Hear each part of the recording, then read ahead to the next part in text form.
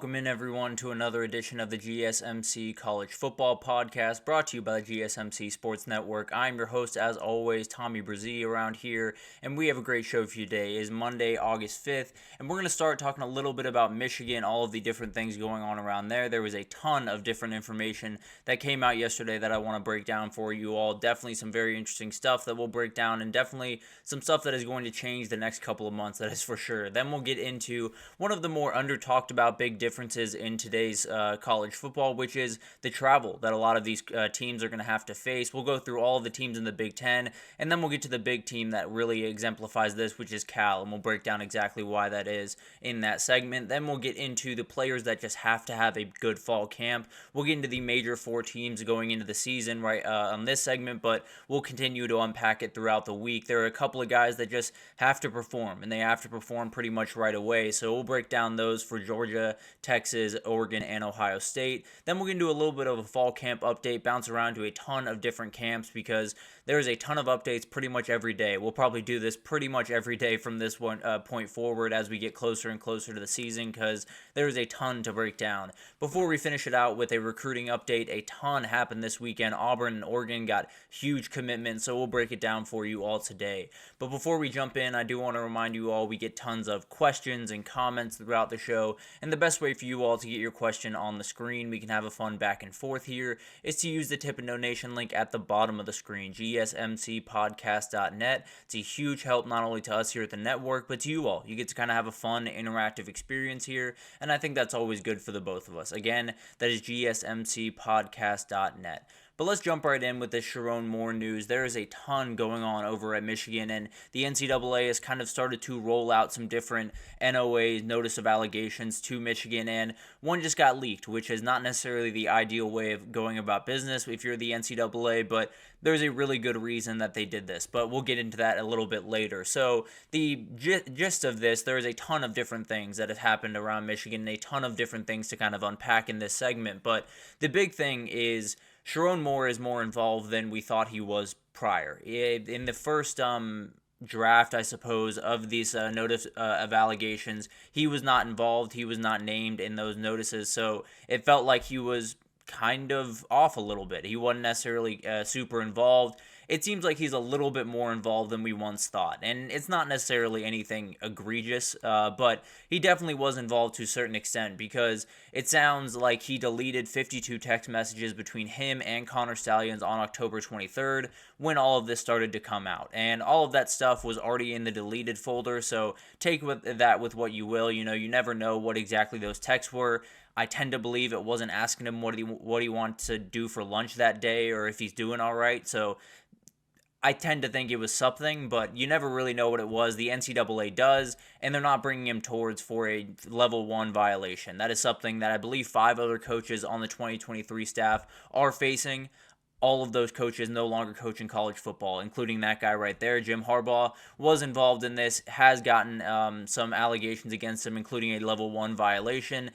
It sounds like that's not going to be a big problem for him because he's not going to come back to college. I think he's going to stay in the NFL, and once he's done there, will likely retire. So I don't think it really hurts Jim Harbaugh in really any way.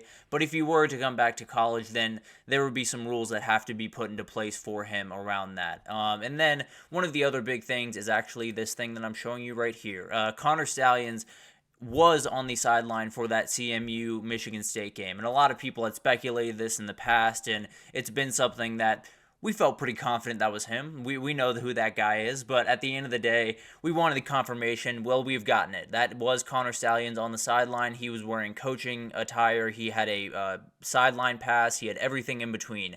They don't know how he got it. I would have to imagine it didn't just take Connor Stalions to get that, but that's beside the point. It's definitely something that will be a huge, huge point of this case, and frankly, I'd be hard-pressed, you'd be hard-pressed to get me to believe that that's the first time that he's done that. But that's something that we absolutely will learn more about as we kind of get further on throughout this process. But One of the other things that came out was some of the different level 1 violations against some of these different people. Jesse Minter was involved, as well as Chris Partridge, who is no longer with the team, was fired back in October, kind of around when all of this stuff started to come out. Denard Robinson was let go from the team after a DUI arrest back in February. Jim Harbaugh, obviously, off to the NFL. So pretty much all of these guys are okay. Chris Partridge is now up in the NFL as well, with the Seahawks, with old Michigan defensive coordinator Mike Macdonald. So they're going to be fine. If they ever find their way back into college sports, particularly Denard Robinson, who I assume would like to get back into college football, he'll likely have to face some type of show cause, some type of thing going when he comes back into the sport. So that'll be something that's very interesting to watch. But overall, a lot of the guys that are named in this case outside of Sherrone Moore are no longer with that program, are no longer even in college football. So it's kind of hard to get an idea of how aggressively this will affect them, at least in the short term. It really won't affect them too much at all. And then another big thing here was just kind of the details around how big of a deal or how big of an operation was this, how many people were involved, how many people knew about it and did nothing. That's kind of still in a gray area. We're not exactly sure how many people knew. We do know that at least 13 former Michigan opponents were scouted on 58 different occasions from 21 to 23. So we know that it happened up until last year. And we know that at some point during last year, they were off scouting other programs. It sounds like it was a ton of interns, and Connor Stalions kind of leading a group of interns to do this. And from the interns' point of view, it didn't look like they were breaking any rules. And I kind of understand where they're coming from. If you're an intern, you're not necessarily the most in tune with all of the rules in the NCAA. You looking at someone else's signs and trying to discern what is happening on that play doesn't feel that intense, right? It doesn't feel like you're breaking any rules. It just feels like you're scouting at the end of the day. Only the people higher up would know that that is an issue, and Connor Stalions being one of them. So obviously this is something that is going to be a big deal. It sounds like the interns that were involved in this had no idea that they were doing anything wrong, and frankly, I kind of agree with them. I don't necessarily think it's crazy to think that they just came in, got an assignment from their boss, and said, yeah, this makes sense. This is football scouting. But it obviously crossed a line, and definitely it was a huge deal. It sounds like one full-time staffer did know about this going on. I doubt that he is still with the team. He was not named in this, so I can't imagine he's still with the team, but we'll see what happens there. Definitely some more things that could unfold. Maybe it was Chris Partridge, and that's why he was let go so abruptly during the last season. But overall, there are a lot of things that are that have to be unpacked here. There's no two ways about that. The biggest thing here that I've seen, time and again, there's so many different, ers and ahs within this, and a lot of the ers and ahs have a but after it. You have Sherrone Moore deleted a ton of text to Connor Stalions. But the NCAA looked at those texts and decided that it wasn't a level 1 violation, so he wasn't involved in any lack of institutional control, that type of thing that is, really, really serious. So he's more a level 2 violation. So that's kind of, you don't really know what those text messages entail. It sounds like Connor Stalions had his little crew that, did a lot of these scouting projects throughout the country, 58 different occasions throughout the last couple of years. And frankly, I would be shocked if there weren't more than 58 and they just found 58, but that's beside the point.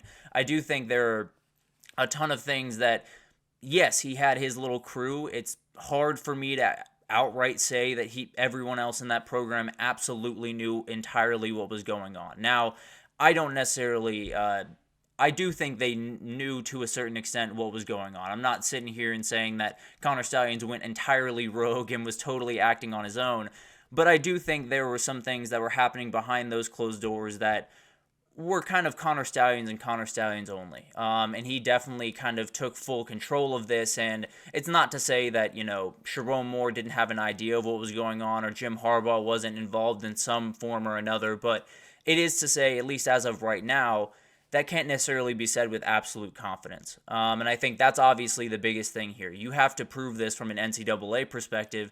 You have to prove this without doubt. You have to make sure that you know that this happened, we know how it happened, it was everyone in the program was involved, all of these different things really have to come into place. And from what I've read, there are a lot of big-time things in here. There are a lot of big-time kind of condemning things around Michigan football.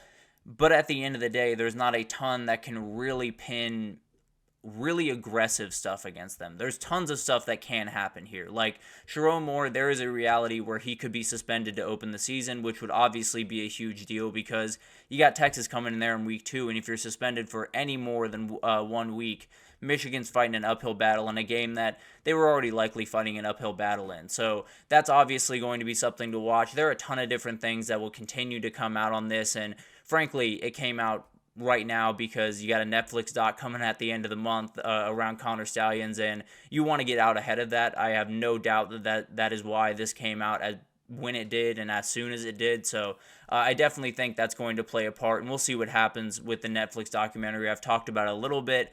Don't necessarily have a ton of faith that the full story is going to be told, but I feel pretty confident in who the villain's going to be at this point, and I think it's going to be the NCAA, and I think Connor Stallions is going to have plenty to say. I'll just put it that way. But overall, I think when you look at this thing, there's so many different tidbits in this that are really, really interesting and kind of, really condemning and to a certain extent around Michigan football. When you have your head coach deleting 52 text messages to a staffer that's in the middle of this, doesn't necessarily look that good. When you have, a little group, a little action force in your football program that is going out on 58 different occasions to go scout other teams, that's really tough, and definitely something that they're going to have to act on. You have a ton of other coaches that are involved in level 1 violations. You have Connor Stallions, we know, was on the sideline for the CMU game. There's tons of stuff here, and you can definitely, there will absolutely be some type of punishment that comes down the road, whether it's a suspension for Sherrone Moore, whether it's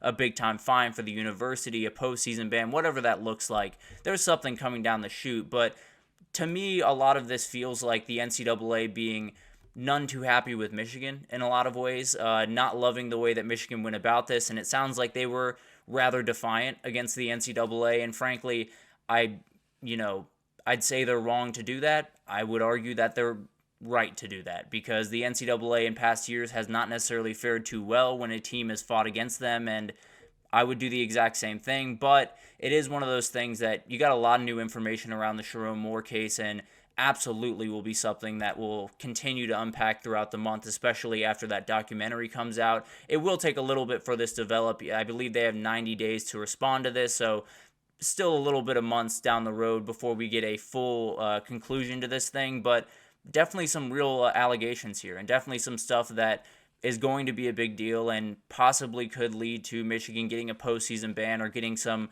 more aggressive violations down the road. So it'll be very interesting to watch that. But overall, I wouldn't necessarily hold your breath over the next week that we're going to get a big-time Michigan, landslide. I think it's going to take a while, but maybe it'll come in time. But let's take our first break here, and when we come back, we're going to talk about one of the biggest unknowns in college football this year, which is the travel that some teams will have to face, specifically the teams out on the West Coast. So we'll break down those teams right after this, so stick with us.